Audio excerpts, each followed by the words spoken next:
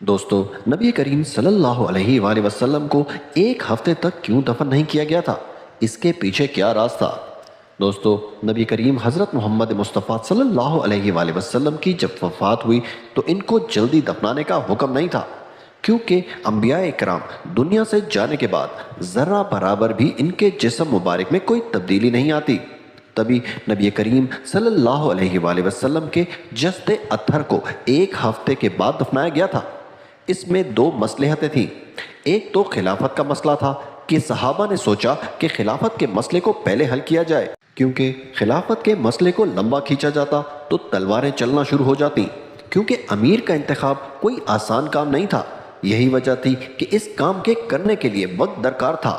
دوسری بات، اللہ پاک اپنے پیارے نبی کا یہ معجزہ دنیا کو دکھانا چاہتے تھے۔